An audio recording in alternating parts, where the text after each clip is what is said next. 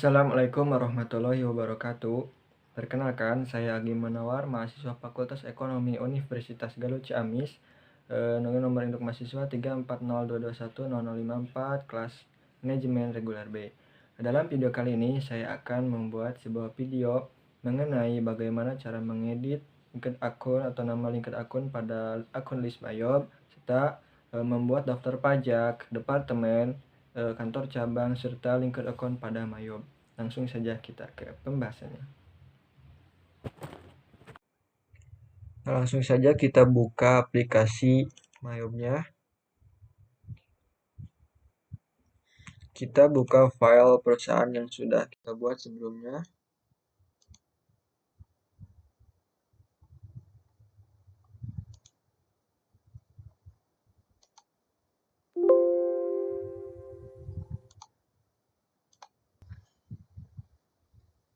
Nah, untuk pertama, kita akan mengedit nama rekening bank linked pada akun list. Kita buka. Nah, di sini terdapat akun yang sudah kita impor atau kita buat sebelumnya dalam bahasa Indonesia. Dan di sini juga terdapat akun dalam bahasa Inggris yang tertera secara otomatis pada Bayobnya. Nah, untuk akun linked ini biasanya bertanda centang ini, dan ini merupakan akun yang tidak bisa kita hapus, namun kita akan ubah dan kita susun pada akun bahasa Indonesia ini sesuai dengan nomornya dan sesuai dengan tipenya. Nah, untuk yang tidak bertanda centang ini kita bisa hapus. Caranya klik 2 kali, klik kanan dan delete account. Nah, untuk yang akan kita ubah yang pertama yaitu check account. Nah, di sini bertipekan bank dan kita akan ubah menjadi kas kecil. Karena kas kecil sudah ada, maka kita hapus terlebih dahulu. Nah, kita akan ubah check account menjadi kas kecil dengan nomor berarti 11100. Caranya klik 2 kali, 11100, dan kita ubah menjadi kas kecil. Nah, selanjutnya yaitu yang akun kedua yang akan kita ubah yaitu undeposited funds. Bank. Nah, di sini karena saya akan membuat golongan bank menjadi dua, yaitu Bank BRI dan Bank Mandiri, maka kita bisa ubah Bank Mandiri ini menjadi bagian dari undeposited funds. Kan kita ubah menjadi Bank Mandiri. Kita hapus terlebih dahulu delete account.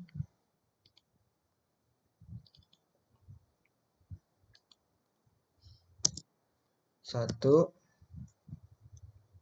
dua,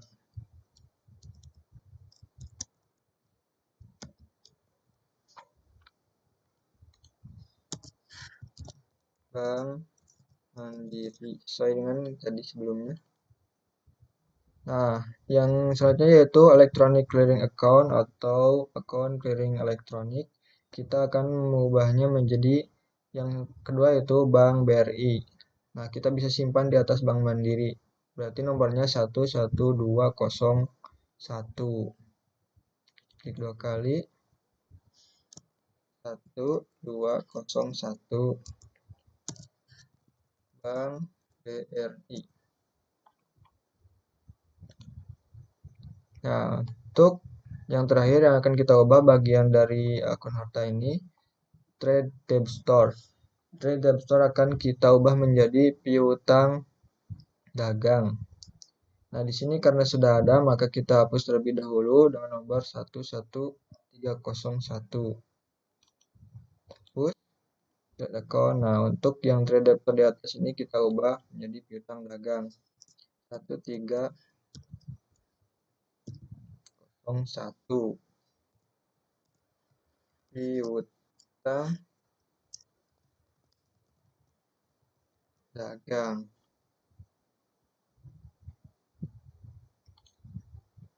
Nah, maka akun linked yang tadi kita sudah ubah. Untuk akun linked yang akan kita ubah lainnya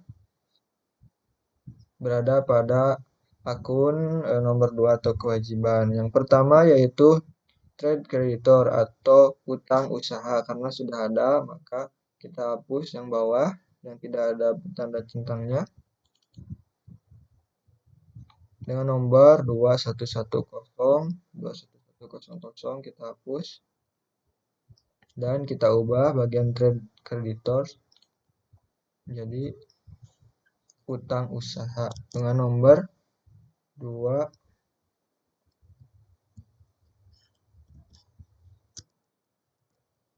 utang usaha. Nah, maka sudah kita simpan di bagian dari utang usaha tadi. Nah, untuk selanjutnya yaitu payroll accrual payable. Nah, untuk payroll accrual payable kita akan ubah menjadi utang gaji. Nah, karena tidak ada, maka kita akan simpan di bawah utang pajak.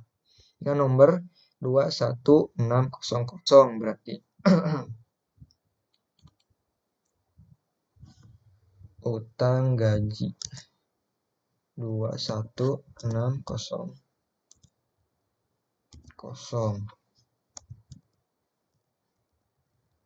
Utang gaji. Nah, untuk selanjutnya yaitu akun link yang akan kita ubah retained earnings. Retained earnings berupa laba ditahan. Karena sudah ada, maka kita hapus lebih dahulu dengan nomor 33000. Laba ditahan kita hapus. Dan kita ubah retained earnings menjadi laba ditahan yang tadi. 300.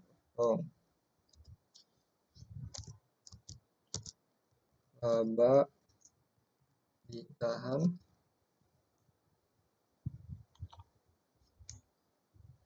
Nah, maka sudah berubah. Untuk selanjutnya itu current year earnings. Ini merupakan laba periode berjalan. Kita hapus karena sudah ada. Kita hapus yang sudah ada terlebih dahulu karena tidak bertanda centang. Dengan nomor 34000. Kita ubah current year earning menjadi laba periode berjalan 400. Laba periode berjalan. Nah, maka sudah berubah. Untuk selanjutnya yaitu akun link yang akan kita ubah historical balancing, yang artinya selisih saldo atau saldo penyimbang. Nah, kita akan karena tidak ada yang sudah kita impor sebelumnya, maka kita akan buat menjadi selisih saldo dengan nomor 35000.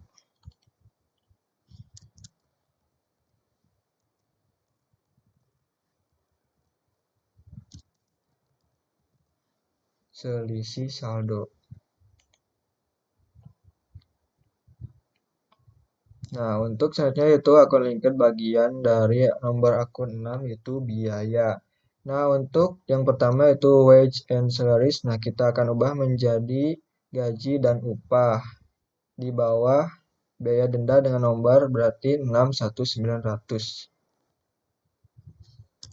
61900 gaji dan upah. Nah, untuk yang terakhir kita akan mengubah akun linked menjadi itu other employers expense, biaya karyawan lainnya. Kita akan simpan di bawah gaji dan upah dengan nomor berarti 1901. 1901 biaya karyawan lainnya. Nah, di sini dari 11 akun linked yang sudah tertera tadi, kita sudah ubah seluruhnya dan kita susun menjadi sesuai dengan akun yang sudah kita import sebelumnya. Nah, ini bagian mengedit nama rekening linked kita sudah selesai, kita close.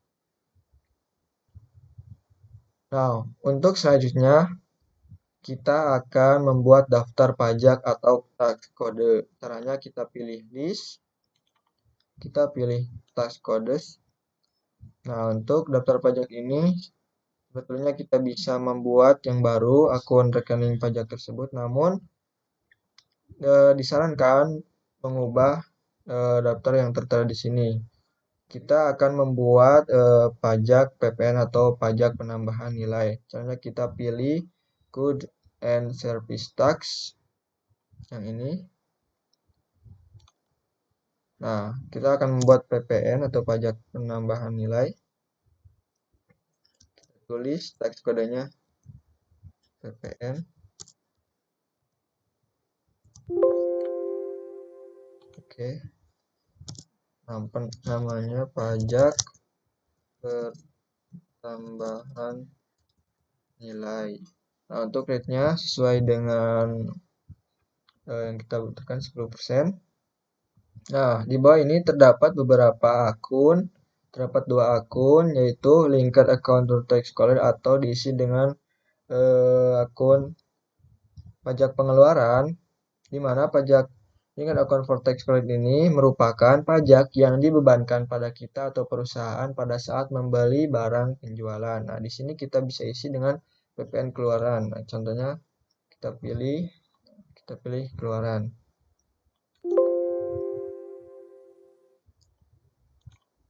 Nah, apabila kalian belum membuat PPN keluaran atau akun rekening PPN keluaran, kalian bisa membuatnya di new dan use.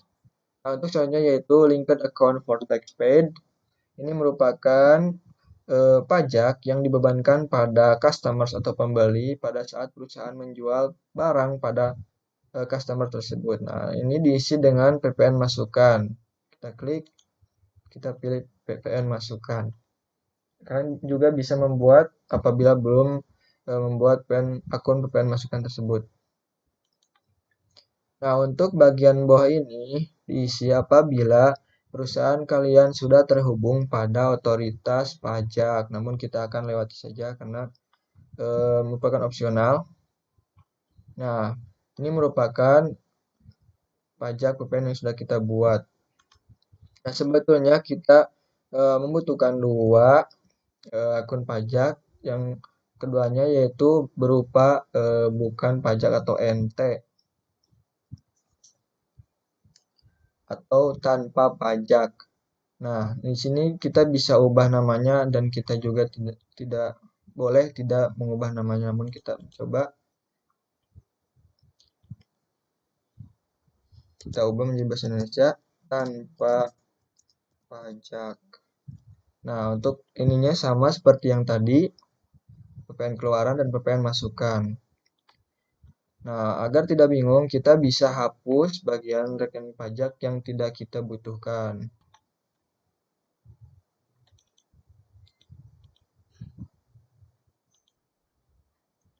Kita hapus bagian yang tidak kita butuhkan.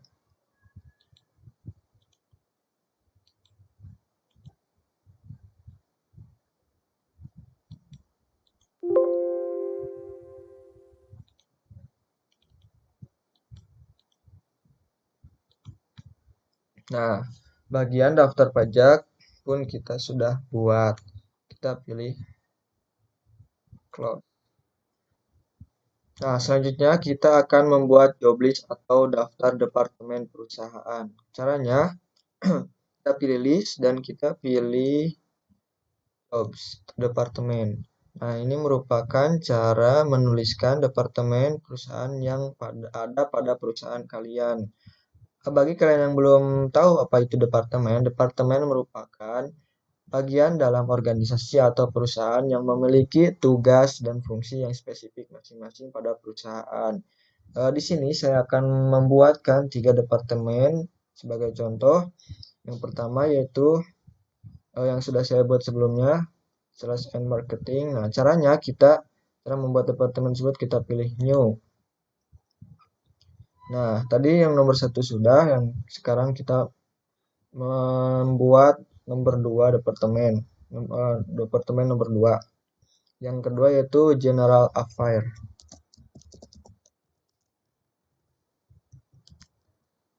Oh maaf, ini merupakan jam number atau singkatan. Kita pilih atau kode, kita pilih GA.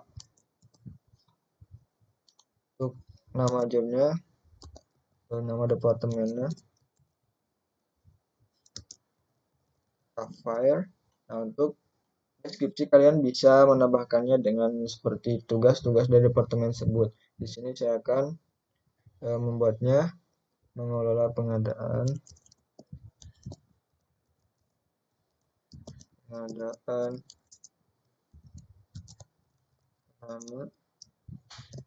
dan sarana karyawan.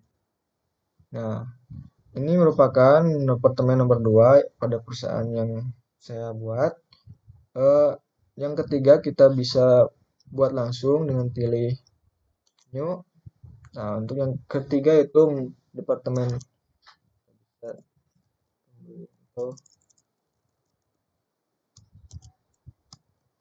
pembelian.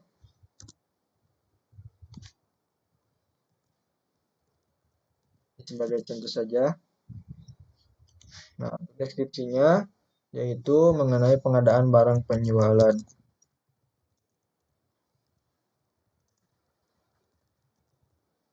Nah, kita sudah membuat 2 departemen. Apabila sudah, kita klik OK. Nah, maka departemen yang kita buat tadi akan tertera pada list departemen ini. Apabila sudah, kita bisa pilih close. Nah, setelah kita membuat daftar departemen atau job list, selanjutnya kita akan membuat kategori list atau kantor cabang. Caranya kita pilih list, kita pilih kategoris.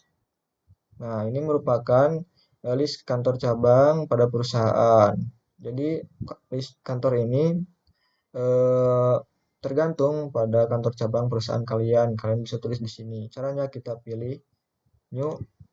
Nah, di sini saya akan membuat 3 kantor cabang contohnya. Nah, untuk kategori ID-nya saya pilih Bandung, PDG.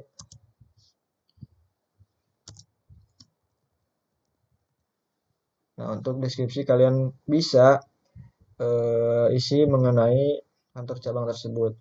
Nah, untuk yang kedua saya pilih Semarang, SMG.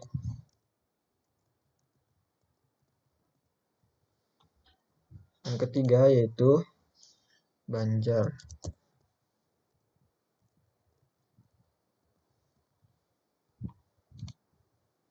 Nah, apabila selesai, kalian bisa pilih, sebelumnya kalian bisa pilih setup, preference, dan kalian pilih centang, turn off category tracking categories are, pilih recurrent. Nah, ini untuk memaksimalkan penggunaan cara kerja fungsi kategori atau kantor cabangnya. Oke, nah kita pilih close.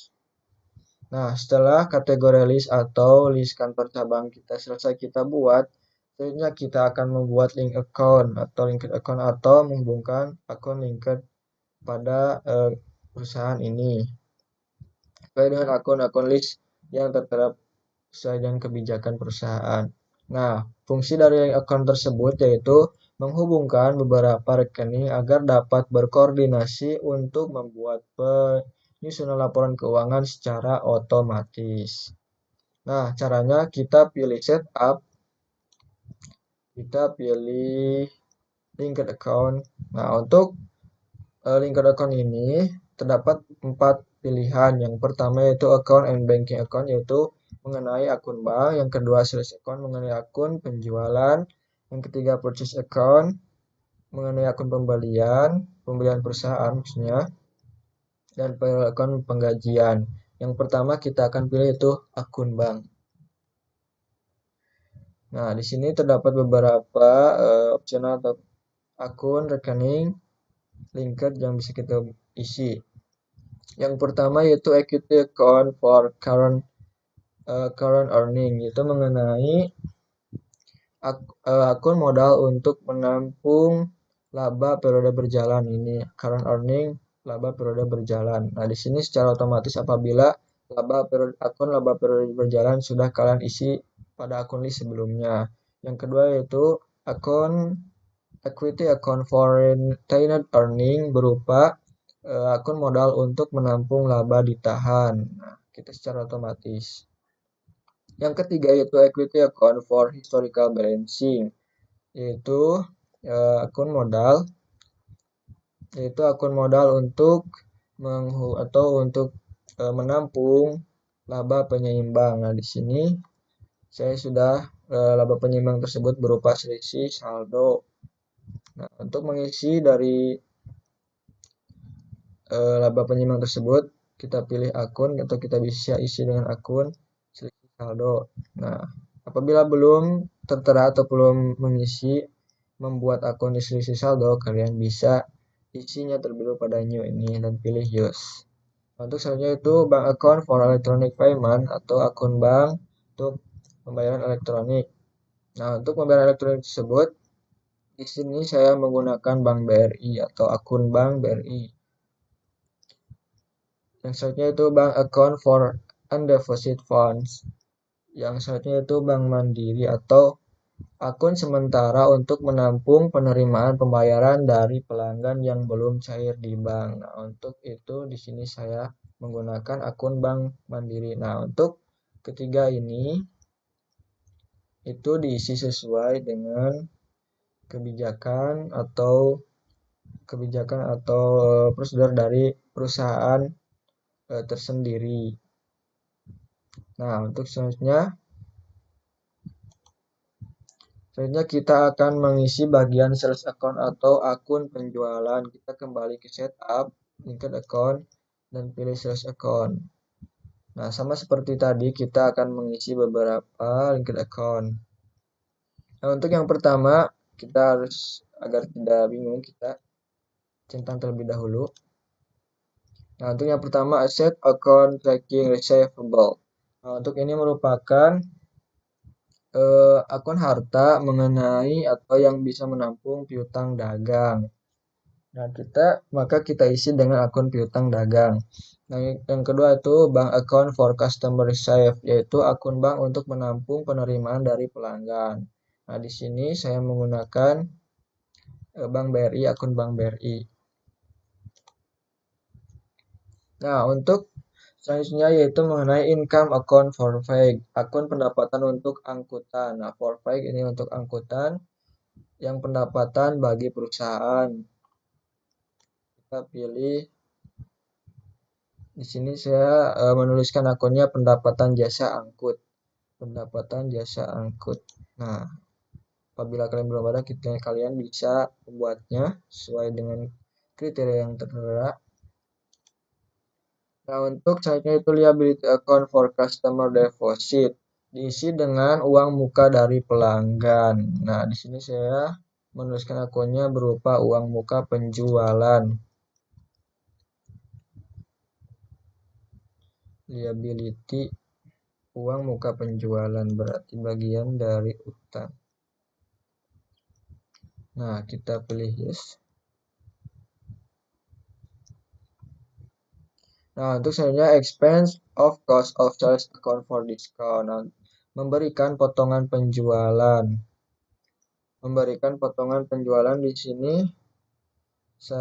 Di sini saya memilih potongan penjualan.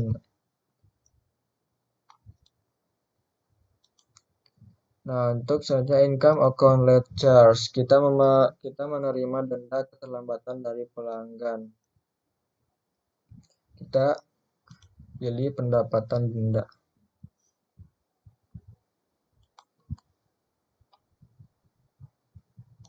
Nah, untuk selanjutnya kita pilih bagian dari akun pembelian.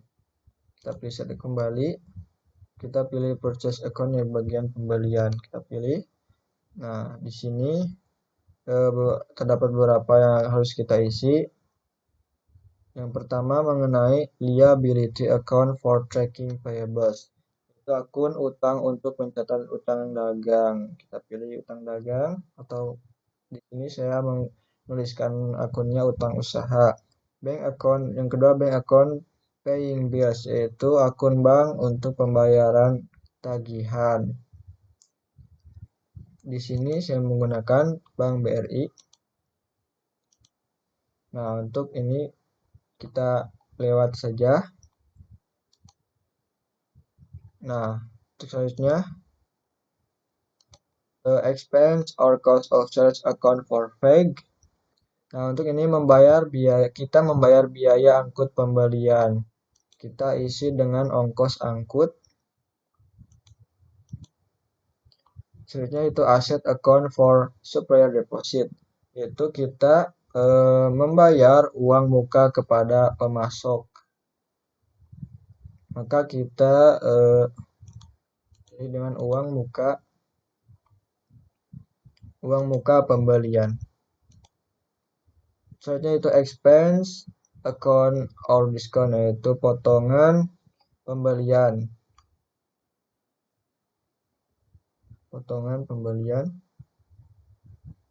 Nah, kita pilih potongan pembelian.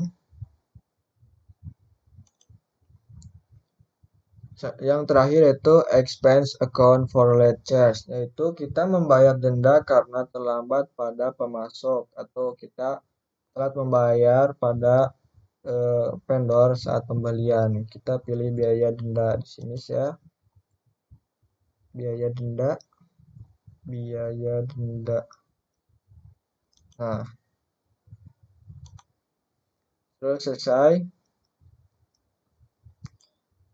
Langsung saja kita pilih OK. Nah, untuk selanjutnya kita pilih setup akun bagian penggajian.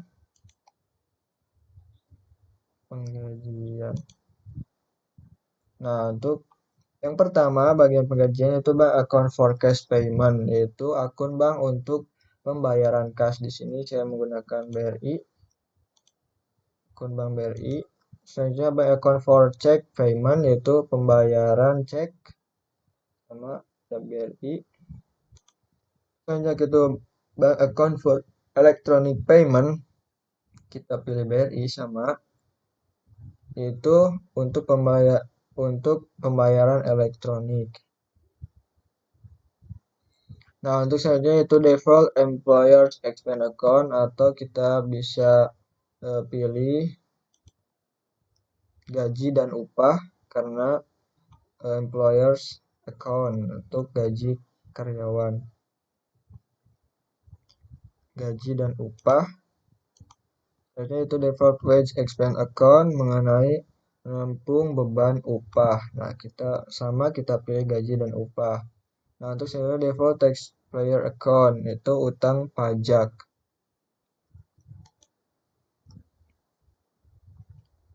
Kita pilih utang pajak.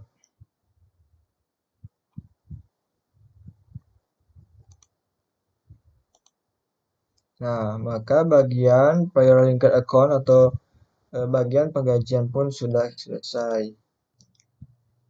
Nah, itu merupakan beberapa cara mengenai bagaimana cara mengedit nama akun linked. Yang kedua itu mengenai daftar pajak. Yang ketiga mengenai departemen atau job list. Yang keempat mengenai kategori atau kantor cabang. Dan yang keempat mengenai linked account. Nah, itulah yang bisa saya sampaikan. Semoga dapat bermanfaat, khususnya untuk saya sendiri dan kalian semua. Assalamualaikum warahmatullahi wabarakatuh.